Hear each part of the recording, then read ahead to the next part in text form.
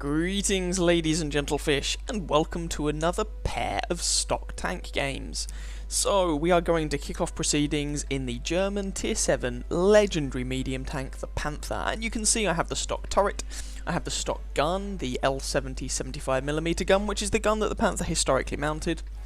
Now, I don't actually have the stock engine, I have the upgraded engine, purely because I'd already got it unlocked by playing the Scout Panther, the Awful Panther, the AFK Panther, whatever you decide to call it. The Aufklärungspanther, and I have probably horribly butchered that name, so I apologise to any people who are fluent in German and are watching. Nonetheless, this is the Panther. Now, we might be a stock tank, but this is a Tier 7 game. Hurrah!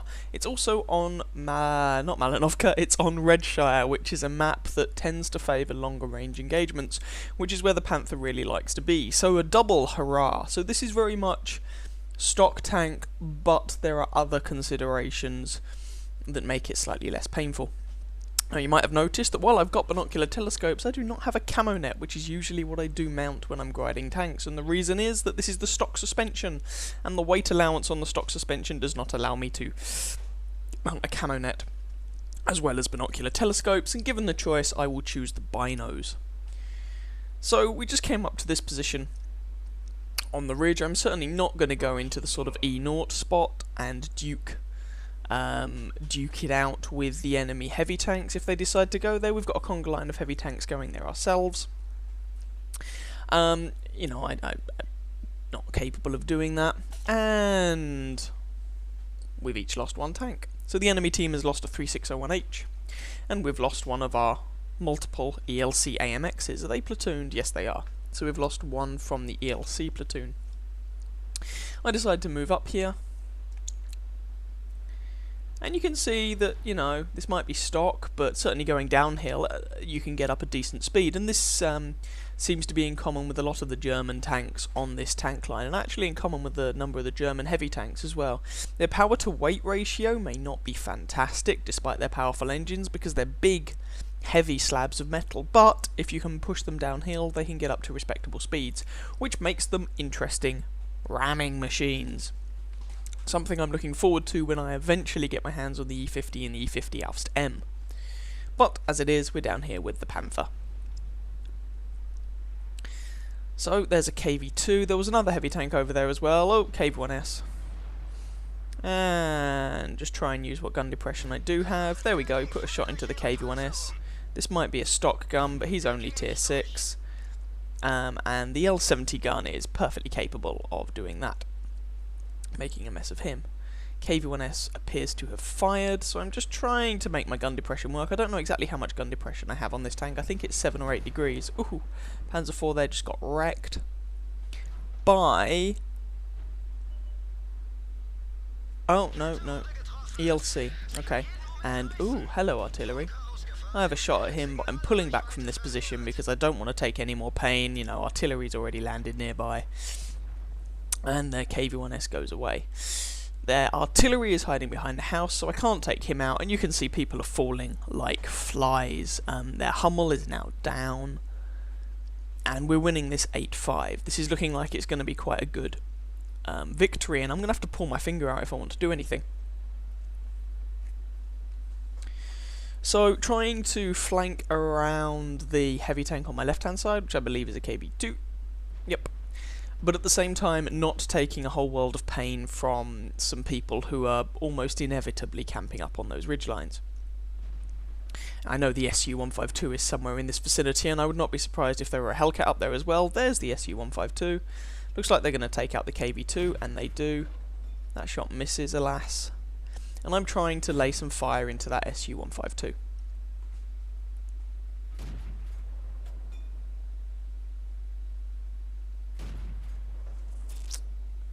I'll probably get bored shooting him at some point. There we go. And we'll push up with everyone else.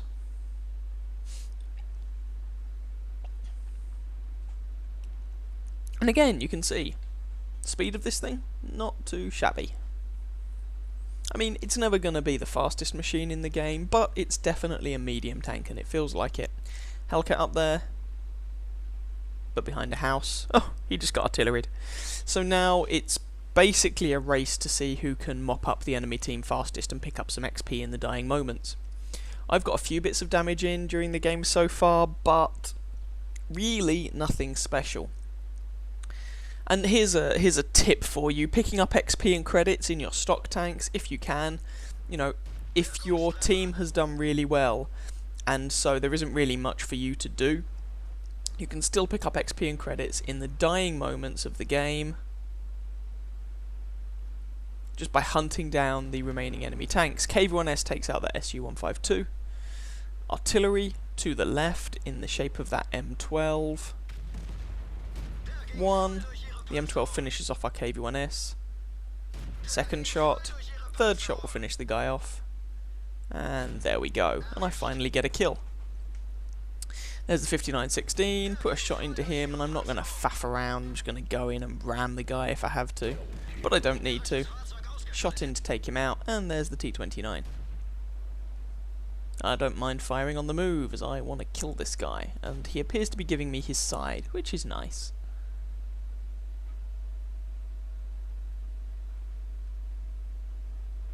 Don't know why the T-29's all the way back here with full health. He has one kill, but I don't know. Oh, he's not on full health anymore. You know, one gets the impression he may not have been colossally useful to his team.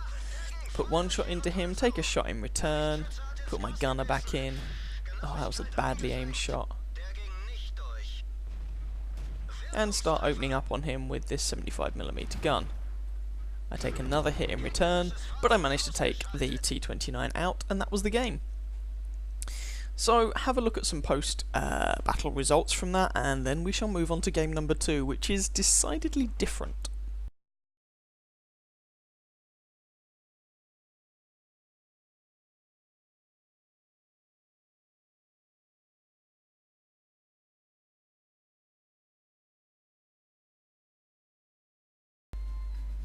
Here is game number 2. Couple of things to note. So I am in a stock Caernarvon this time.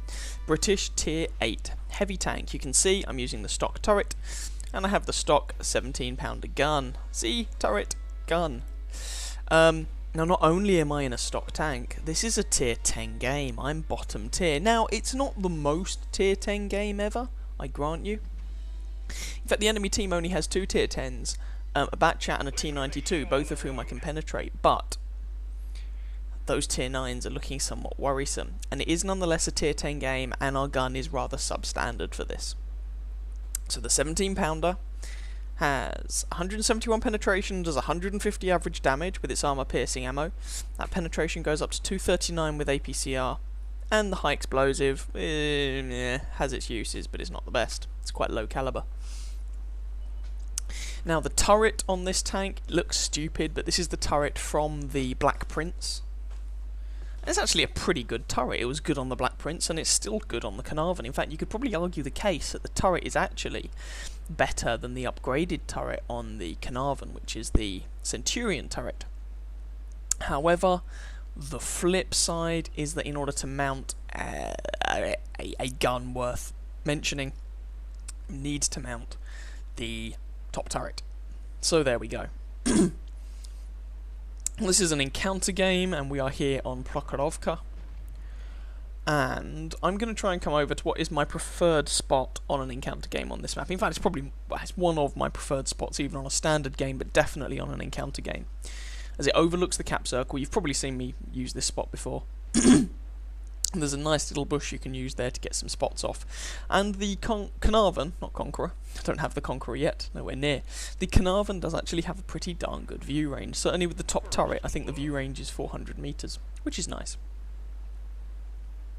And I've got binocular telescopes, so that will bump that up to in excess of the game's render distance, so I will get bonuses to spotting people in cover, which is also nice. And here is the spot that I like using, this nice little bush here. So, I'm going to sit there and put my binoculars up, and Tiger 2, put a shot into his side and back off. I do have 6th Sense on this tank, and I was indeed spotted. But I didn't bother waiting for my 6th Sense to go off, I just assumed I was going to be spotted and backed the hell off. That seemed to be the more sensible thing to do. There's an IS-8 to my left who could also be troublesome, and of course there's that 110. But we didn't get a chance to activate our binoculars that time. The Tiger II rather got in the way. Ooh, hello Mr. Batchat. Now, I've just lit up some tank destroyers. Hurrah! So I fire a shot at the Panther II. Alas, it doesn't really do anything. And that one bounces. And these guys are actually far enough away that they shouldn't be able to spot me. Which is a really nice feature of a tank with a good view range. And this Panther II is now giving me... Oh, he was giving me his side armour. I should have kind of taken that shot, but never mind. The scores are currently 2-3 in the enemy's favour. But I have not been respotted. As I say, I have binos. Sorry, not binos. I have Sixth Sense, so I would be aware. There's that 110 once again. He just got slammed. I'm not being too aggressive because, you know, I am a little fish. An unupgraded little fish in a rather big sea. Centurion comes up. I bounce on him. That was a bit unlucky. And the Panther II decides to advance. This guy is about 360 odd meters away.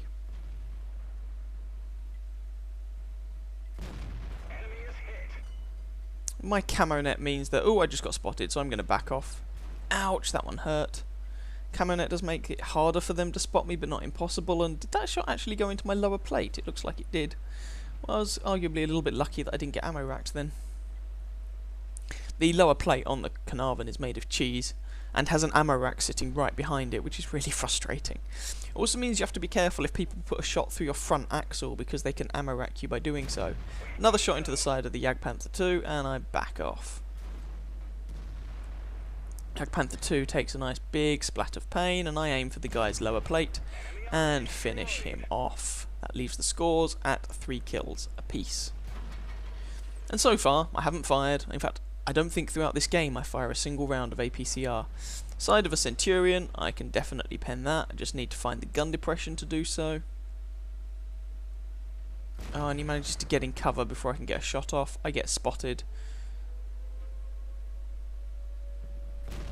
But there we go, I managed to put a shot through his side. I was hoping that was going to track him as well, but I don't think I really aimed it properly in order to achieve that. And the Centurion 7, which is what I'm shooting, does have enough hull armour to bounce this gun. It's 120mm and angled, but I can still put shots through his lower plate or his side. It's just his turret and his upper front plate that will give me problems.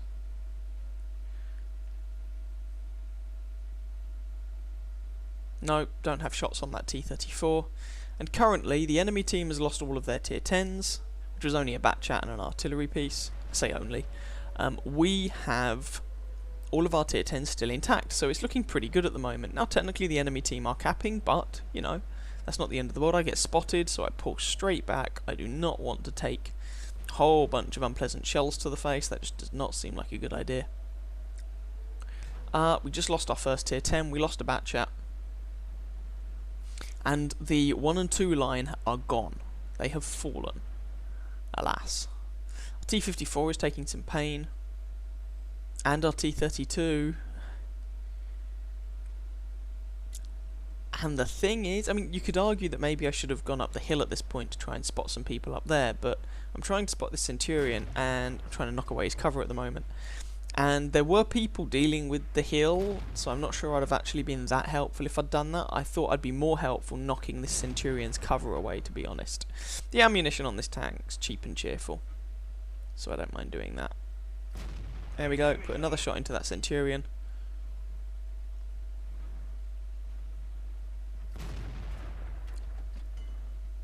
And even if I weren't to damage this guy, I'm knocking his cover away and forcing him to back off, or encouraging him to back off.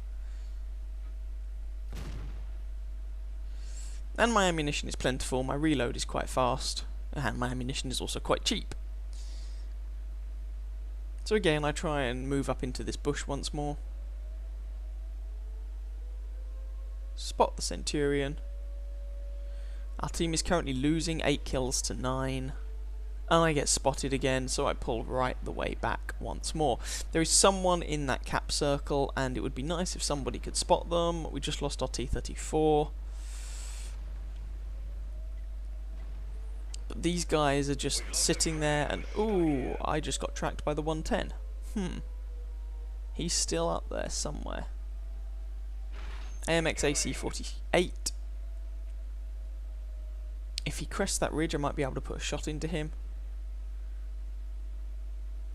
Is he going to be that dumb? Nope, doesn't look like he is. Someone did, however, manage to get a nice shot into our bat chat. Well done to them. Ignore our T-92, who's taking this very badly. 110. Oh, okay, yeah. Frontal armour on the 110 is very nice. I need to pick out that guy's lower front plate. I can't remember if I knew that at the time, though. I think I did. No, lower front plate. No, not the side of the pike. The lower front plate. Lose a track. No. And I've switched to APCR, so I do fire APCR in this game. And I still bounce on him. From the front, the 110 is a very tricky proposition indeed. Right, shots into the tank destroyer who just got lit up. Oh, it's 912. Oh, this is bad. I'm just trying to fire HE at him to kill him at this point, but I'm surrounded now and I'm dead.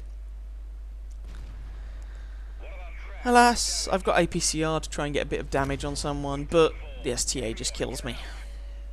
Yeah, there we go. What you gonna do? Never mind. And I say there in chat, I did what I could. Now, and our T-92, who's been moaning and whinging and complaining all game, drowns himself. I'm sorry, I have absolutely zero time for anybody that commits suicide intentionally in this game. None. Whether you're on our team or the enemy team. Anyway, that was a loss. I ended up actually getting the top XP score on our game, despite being a stock tier 8 heavy tank in a tier 10 game, which does not say that my performance was exemplary. It just gives you an idea of how badly some of our team did. Anyway, thought I'd show you those two stock tank games. I think it's always nice to put out videos where tanks are not just top tier and ruffle stomping their way through the enemy team. So I hope you enjoyed those games, possibly even found them vaguely informative. If you did, please feel free to catch some of my other videos and or subscribe to my channel, and I wish you very happy hunting on that battlefield. Ciao ciao.